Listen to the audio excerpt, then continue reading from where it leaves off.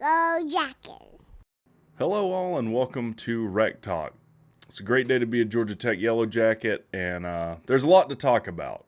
So before we get into the meat and potatoes of the video here, just some brief news. So this Sunday, the 13th at 8 p.m. Eastern Time, we will be doing the first Georgia Tech live show of the year. If you're a Georgia Tech football fan, you're not going to want to miss that. And even if you're not, we have a lot of fun there. It kind of went off the rails on the Rec Talk live show last week.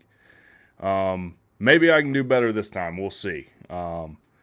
Also, if you want to support the channel, there's a PayPal link in the description. Right after recording this video, I'm going to reach out to the NIL, whoever runs that. There's an email about getting an interview with one of the athletes. A lot of people have given their suggestions on who they'd like to see. It seems like most people would like Haynes King. Some people also suggested coaches. That's not an option, though I will inquire about it. All money will be going toward that, though. Also, there's a ton of videos I need to make. We just released all the salaries of the coaching staff. We've made a few coaching hires, transfer portal. All of that's going to be coming in the next week, so be looking out for that. So let's get down to it. Tomorrow, Saturday, we're having Junior Day for the 2024 recruiting class, and we're having several kids come in. I'm sure there'll be kids that are not on the list I'm talking about. I'm actually basing this on a Sports Illustrated article. I will link that in the description as well. So we're having a pair of kids from South Gwinnett and Jalen Lackey and Marcus Maskell. Jalen Lackey is an athlete, cornerback, wide receiver player. Only one of these kids that I'm mentioning is rated as of yet on 247. But I'm not all too worried about that. That'll shake out in the next year because most of these kids have offers from bigger time Power 5 schools. So Jalen Lackey is coming.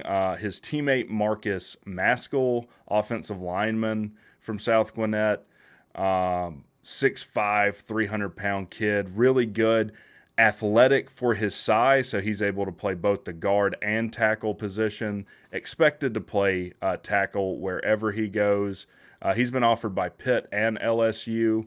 And look, our offensive line right now, they played well at times last year. It's a work in progress. This is a place that we really need to step up and really, need to start playing better. Any team that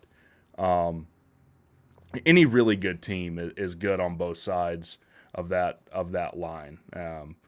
Also, another offensive lineman, Webb Davidson, offensive tackle, another 6'5" guy, 265 from Macon, Georgia. He's got offers from Arkansas, Coastal Carolina, Georgia Southern, and Georgia State.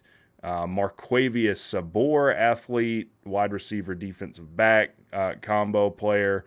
From Kell, Georgia. He's been offered by Boston College, Ole Miss, and some other smaller schools from what I've seen. Norval McKenzie will have his hands full with David. I'm not even going to – I guess I'll try. Izamoon. He's an athlete running back from North Cobb, offers from Arkansas, Auburn, and Clemson.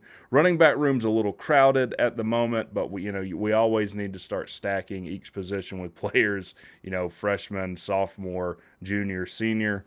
Start preparing for success in the future. The big name that's coming in, though, I wanted to get through those, is Walt Claire Flynn Jr. He's an interior offensive lineman. He's a 4-star from Grayson, Georgia. He's been offered by UGA, Arkansas, FSU, and Auburn. Here's the thing, right, is we did the best we could with this last recruiting class. I know if you just in ranking, it's less than impressive. And historically, I'm talking about, before Jeff Collins, we were really a team that was always able to get the best, out of these players that were overlooked, I'm thinking of like Shaq Mason, I think was a 2-star. He has some Super Bowl rings. Darren Waller, Bebe Thomas, I don't think was a super highly recruited kid.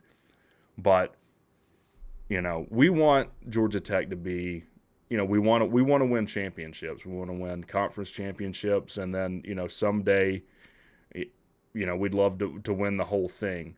And if we're going to get there, the majority of winning in college football, and I know a lot of people are going to disagree with me, it is recruiting. That's what separates college football from the NFL. In the NFL, it's fair. If you're the best team in the league, you get the last draft pick. If you're the worst team in the league, you get the number 1 overall pick. I'm setting aside trades and things. It doesn't always work out that way. But that's the way it works. So you can't just stack your team with all the best talent all the time. In college football, you can. And winning football games, you've got to have the horses to run with the big boys. If we're going to start beating Georgia, which, it's not my number 1 goal. But, if we want to compete with them, we're going to have to step up our recruiting in a big way. And it starts, right here. Sorry, I bumped my microphone. If that blew your eardrums out, I apologize. So can we land this 4-star offensive lineman recruit? And you'll see that we have several offensive linemen that are coming. This is one of the big things that Kirby did when he started at UGA. The biggest step up I think he did initially in recruiting and getting kids into his program was big-time offensive linemen.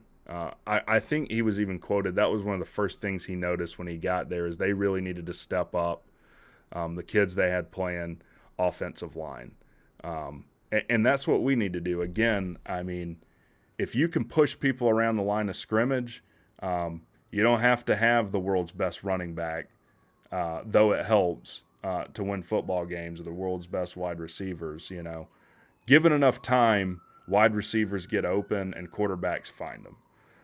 So we'll see what we can do. We've made a ton of staff hires, and I talked about it before, particularly that have really deep-rooted relationships with big-time programs in the state of Georgia.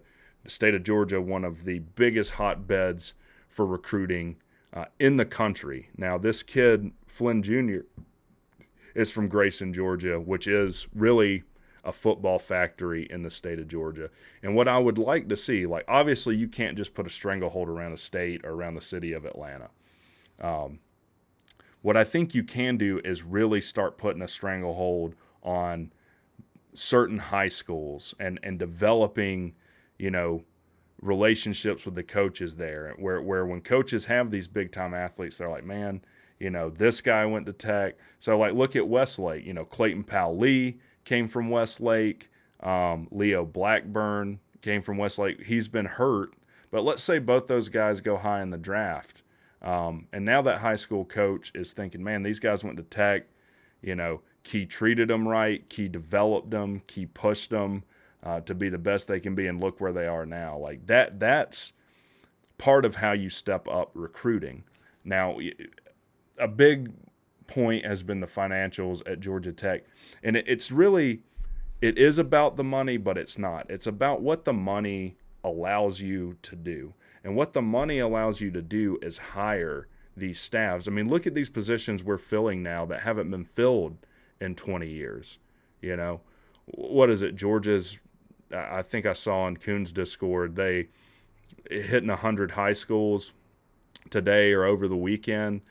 You got to have recruiting staffs to coordinate that and do that, right? So I think we're taking all the steps in the right direction to do this. We're hiring a staff.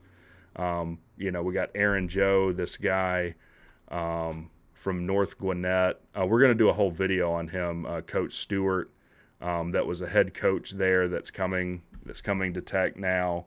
Was it McFarland we hired, another Georgia high school recruiting legend. So we're doing all the right things, I think, to step up our recruiting. Again, our budget's not super out of whack with the majority of the country anyways. It's right under $1 million. We've stepped up the budget for staff to support the recruiting that we need to do. And look, these guys are beating the recruiting trail down in 2024 already. I know David is asking, commenter in the comment sections, where is Buster Faulkner? I believe he was at Prince Avenue recruiting for Tech.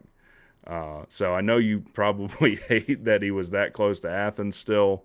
But look, Buster Faulkner is going to come here. He's going to be great. He's going to make us forget, that he stayed on staff for Georgia. I've taught that to death. I'm just excited. Like, I want to change the narrative. I'm kind of tired of talking about, Buster Faulkner at Georgia. Let's talk about what's Buster Faulkner going to do for Georgia Tech now that he's here and he's working, right?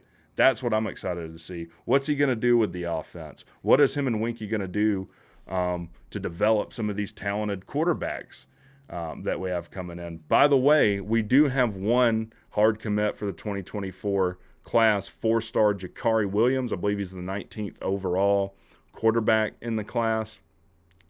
Let's talk about him a little bit. He's from Macon, Georgia. Now, he plays in the single A private school class. So you kind of take these things with a grain of salt with that, I guess, level of play. That is one of the, if you want to have criticisms for Brock Vandergriff, that would be one of them, is that he wasn't necessarily playing elite Georgia high school competition. And for the rumors I saw, I think this died down once Haynes King committed to Tech. There was rumors of Buster bringing Brock Vandergriff. There's a 0% chance of that happening. Brock Vandergriff is, a through and through Georgia guy. He's from Bogart, Georgia, played at Prince Avenue, goes to church still at Prince Avenue. He's going to be a Georgia guy, I'm sure. Though I'm sure Georgia will have some quarterbacks transfer out. But that's another topic for another time. Jakari Williams, 65% completion percentage, and this is for his sophomore season. He evidently is a heck of a basketball player, too.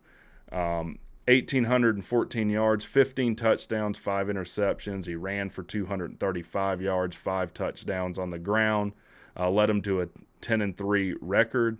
And we beat out Virginia Tech, Pitt, NC State for this kid. So that's probably goal one for recruiting at Georgia Tech is we need to be in the top, quarter of our conference in recruiting. We need, it needs to be like Clemson, Miami, Florida State, Georgia Tech. That's where we need to get to. Now, Miami just had a massive recruiting class. We'll see what they do with that. Clemson also making some staff changes. They just fired their offensive coordinator, so I know Pete is happy about that. Another YouTuber that follows Clemson, does really good things. You should check out Pigskin Pete if you haven't already. But yeah, I just think we're making all the right moves. If we're going to get better, we got to step up recruiting. And in conjunction with that, man, we got to come out and we got to have a good season next year. We got to put a product on the field that people want to come to see, which we did once Key took over. I mean, have we seen the excitement and the buzz around Georgia Tech football that we have seen now that Key is at the helm? Maybe somewhat when Collins took over, but that faded fairly quickly. And Key, has shown play on the field to support that what he's saying and what his process is works, I think that's what I'm most excited about to see. If Key could polish up kind of a turd that he inherited into something people wanted to watch, what can he do? Give him, a year or 2 or 3 and see where we're at now, or where we're at then. That's what I'm excited to see. So, anyways, guys, I hope you liked the video. If you did if you're not subscribed, I would definitely appreciate it if you subscribe. We're on our path to 1,000 subs. We're at 788 now. So I would love to hit 800, maybe mid next week. That'd be great. And we got some cool stuff we're doing when we hit 1,000. Look for some videos coming out next week, guys. I'm super excited about Georgia Tech football. Go Jackets.